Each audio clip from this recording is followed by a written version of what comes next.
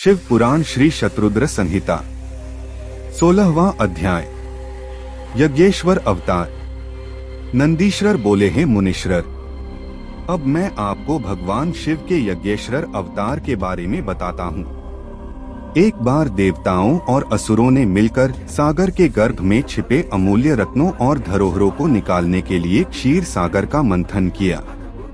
मंथन करते समय सर्वप्रथम विष निकलने लगा और संसार उस विष की ज्वाला से भस्म होने लगा। यह देखकर देवता और दानव भयभीत हो गए और भगवान शिव की स्तुति करने लगे।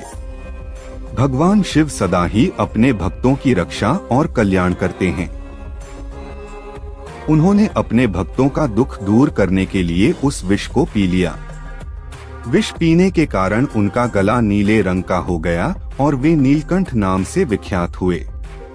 तत्पश्चात देवता और दानव नए उत्साह और जोश के साथ दोबारा समुद्र मंथन करने लगे, जिससे अनेकों बहुमूल्य रत्न, हीरे जवाहरात और अमृत का प्रादुर्भाव हुआ।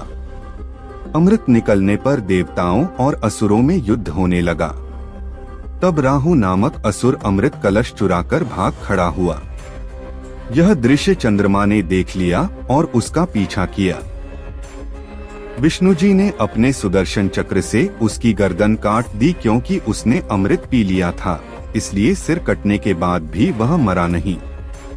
तब से राहु चंद्रमा को डराने लगा।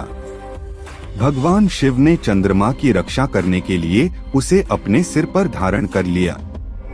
देवताओं ने असुरों से अमृत कलश छीन लिया और अमृत पान कर लिया। अब उन्हें अपने पर अभिमान होने लगा और वे अपने बल की प्रशंसा करने लगे। जब इस बात का ज्ञान त्रिलोकीनाथ भगवान शिव को हुआ कि देवता मदांध हो गए हैं, तब उन्होंने देवताओं को होश में लाने के लिए अपने मन में निश्चय किया। भगवान शिव यक्ष का रूप रखकर देवताओं के पास पहुँचे। देवता उनसे अपने बल की प्रशंसा करने लगे। देवताओं की गर्वपूर्ण बातों को सुनकर यक्ष रूप धारण किए भगवान शिव बोले, हे देवताओं, तुम्हारा यह अभिमान और गर्व झूठा है। सच्चाई यह है कि तुम्हारा निर्माण करने वाला स्वामी कोई और है। तुम गर्व में भरकर उसे भूल गए हो। तुम में अहंकार और अभिमान आ गया है।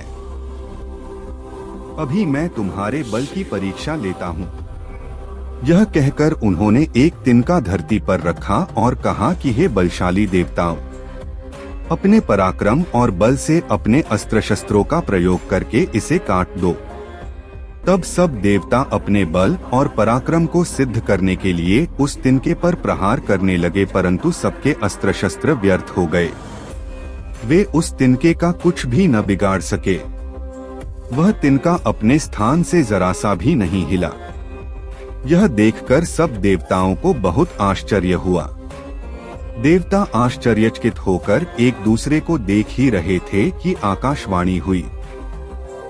आकाशवाणी बोली, देवताओं, यक्ष के रूप में ये कोई और नहीं स्वयं भगवान शिव हैं, जो सबके परमेश्वर, रचनाकर्ता, पालनकर्ता तथा विनाशकर्ता हैं।